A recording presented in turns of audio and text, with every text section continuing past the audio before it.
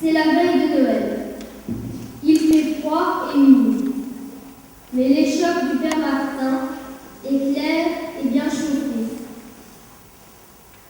Il a fini son travail et mangé sa soupe, son petit poêle rouge. Il est assis dans son bon fauteuil de paille, ses lunettes sur le dos. Il n'y avait point de place pour eux dans l'hôtel. Point de place. Point de place pour lui.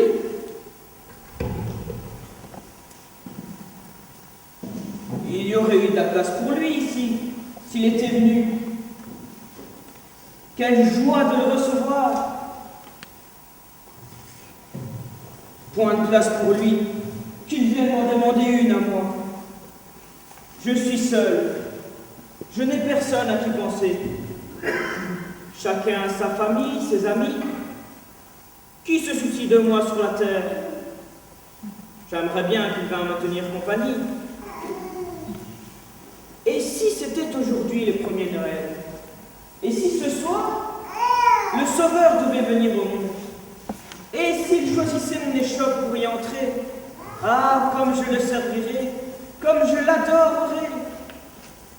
Pourquoi ne se montre-t-il plus aujourd'hui comme il le faisait autrefois? Que lui donnerais-je?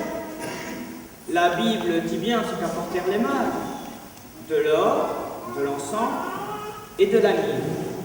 Mais je n'ai rien de tout cela. Ils étaient riches, ces mages. Mais les bergers, que lui donnèrent-ils?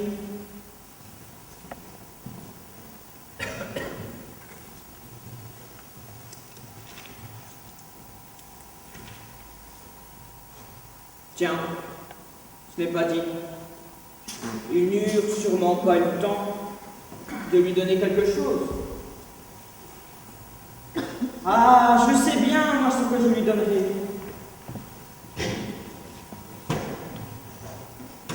Mais où est-ce que je lui donnerai? Ah, voilà ce que je lui donnerai. Mon chef-d'œuvre. C'est la mère qui serait contente. Mais qu'est-ce que je m'imagine encore? Vraiment, je radote. Est-il possible que mon Seigneur ait besoin de mon échoppe et de mes souliers? Non, vraiment. Le vieillard s'enfonça dans son fauteuil, continua ses réflexions.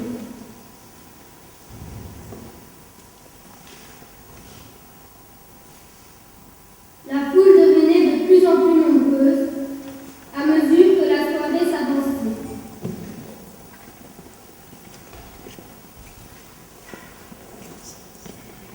Des bruits de rébellion commençaient à se faire entendre.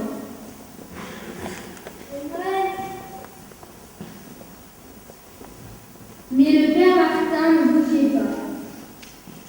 Il s'est probablement endormi.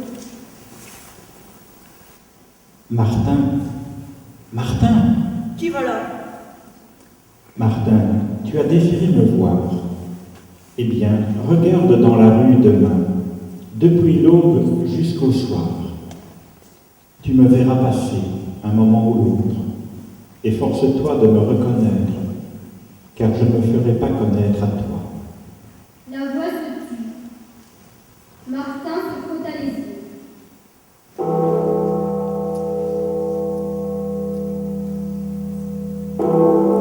Minuit sonnait à toutes les horloges. Noël était venu.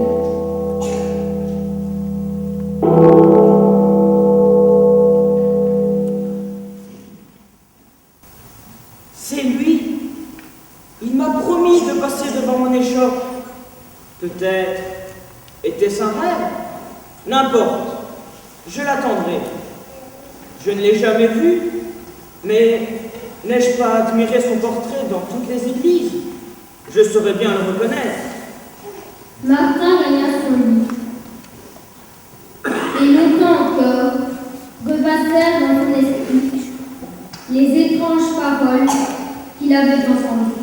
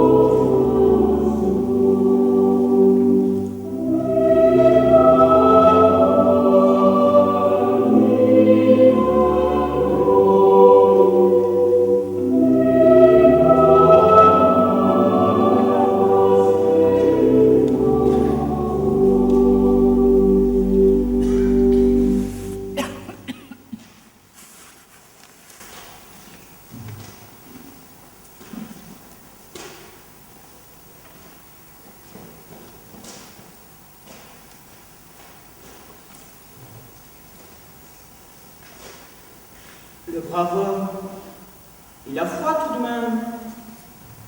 C'est fête aujourd'hui. Mais non, pas pour lui. Et si je lui offrais une tasse de café? Monsieur? Oui, vous? Venez, entrez vous réchauffer.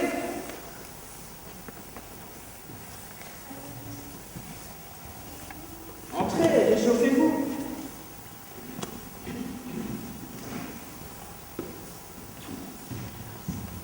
C'est votre refus. Merci. Quel temps de chien. On se croirait impossible. Voulez-vous accepter une tasse de café? Ah, par exemple. Voilà un brave homme. Avec plaisir, pardi. Faut mieux tard que jamais pour faire son petit réveillon.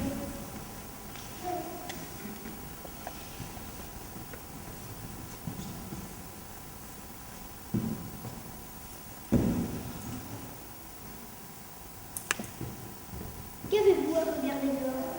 J'attends mon maître. Votre maître? Vous travaillez donc en magasin? La belle heure pour voir cet ouvrier. Et d'abord, c'est fête pour vous aujourd'hui. Ah, c'est un autre maître que je parle. Hein? Un maître qui m'a promis de venir aujourd'hui et qui peut venir à toutes les heures. Vous ne connaissez pas son nom? C'est Jésus. J'ai entendu parler de lui, mais je ne le connais pas. Où demeure-t-il? Le père Martin se met alors, en quelques mots, à lui parler de Jésus, tout en se tournant vers la fenêtre.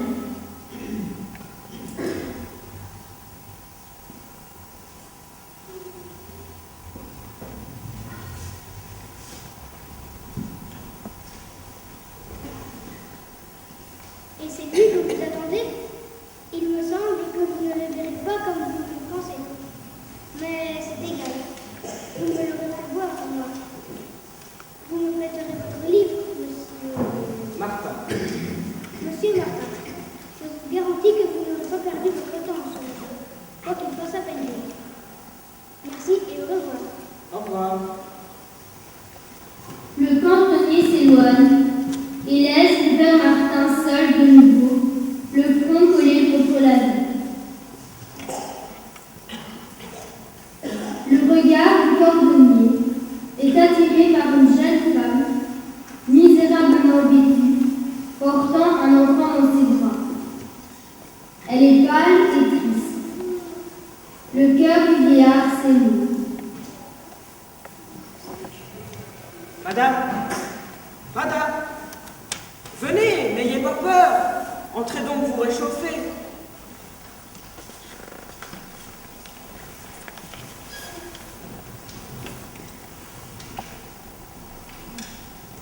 Vous n'avez pas l'air bien portant, ma belle. Je vais à l'hôpital. J'espère qu'on y recevra avec mon enfant. Mon mari est sur la mer et voilà 3 mois que je l'attends. Comme j'attends mon fils. Cependant, je n'ai plus le sou et je suis malade. Il faut bien que j'aille à l'hôpital. Pauvre femme, vous mangerez bien un morceau de pain en vous réchauffant. Non, non, non, ne vous dérangez pas. Au moins une tasse de lait pour le petit. Tenez, voici justement la mienne que je n'ai pas encore touchée. Laissez-moi le marmot et chauffez-vous. J'en ai eu, moi, dans le temps. Je sais comment ça se manipule. Tiens, il a bonne mine, le vôtre. Quoi? Quoi? Vous n'y avez point mis de souliers? Je n'en ai point. Attendez-vous. J'en ai une paire, là, qui va faire l'affaire.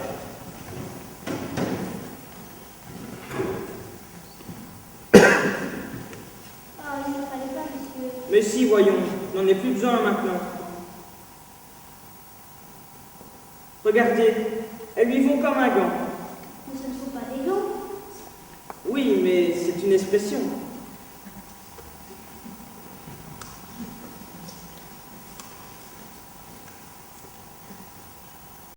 Merci, monsieur. Martin.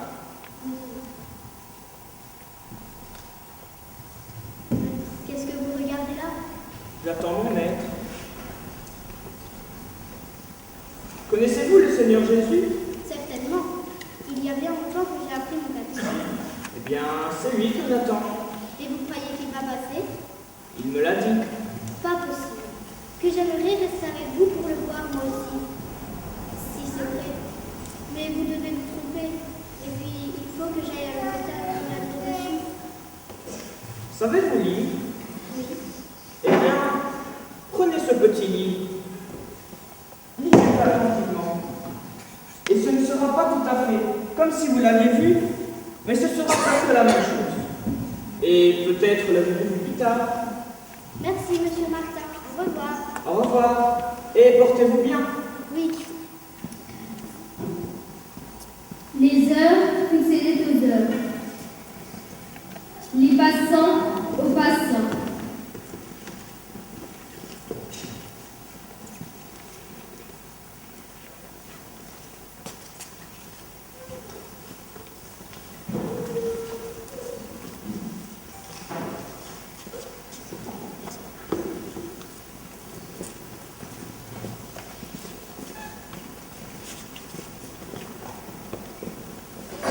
Le petit poil ronflait toujours, et Martin, dans son fauteuil, regardait encore la rue. Le maître ne paraissait pas. Bien des mendiants supplièrent les brave hommes. Son bon regard semblait leur promettre quelque chose. Ils ne furent point déçus. Le père Martin les accueille et leur donne à manger et à boire. Cependant, le maître ne paraissait pas. Ses yeux étaient fatigués. Son cœur commençait à défaillir. Les jours passent vite en décembre. Déjà, l'ombre s'allongeait sur la place. Déjà, la lueur de réverbère paraissait au loin. Déjà, les fenêtres d'en face commençaient à briller joyeusement. Et le maître ne paraissait pas. Enfin, la nuit vint. Il était désormais inutile de se tenir près de la fenêtre. Le vieillard s'approcha tristement de son poêle et se mit à préparer son modeste soupe.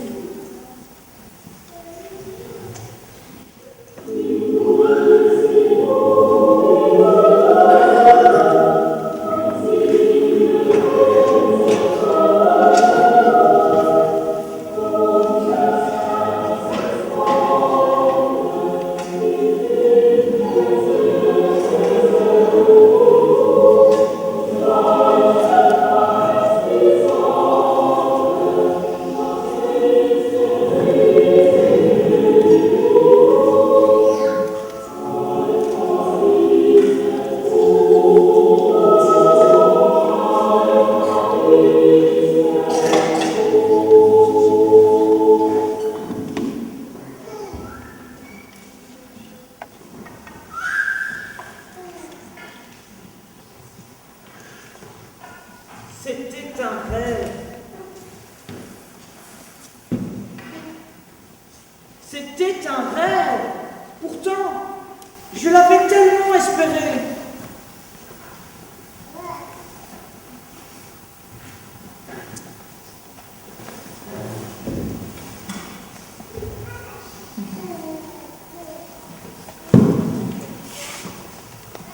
Il n'est pas venu.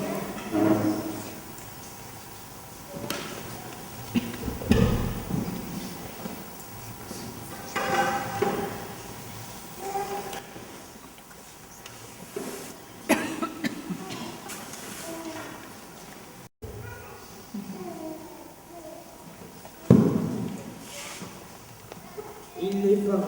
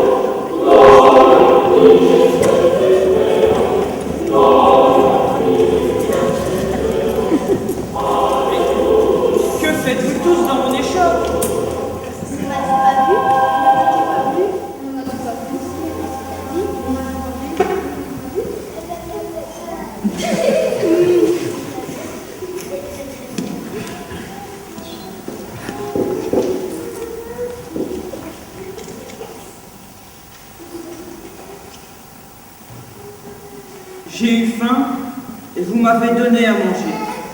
J'ai eu soif et vous m'avez donné à boire. J'étais étranger et vous m'avez recueilli. Toutes les fois que vous avez fait ces choses à l'un de ces petits, c'est à moi que vous les avez faites.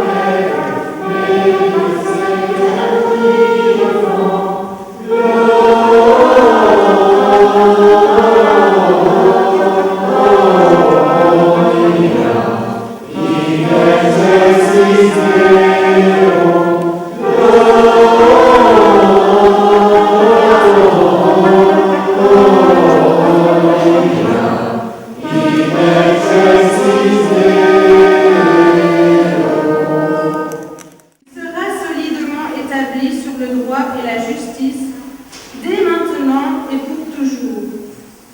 Voilà ce que fait l'amour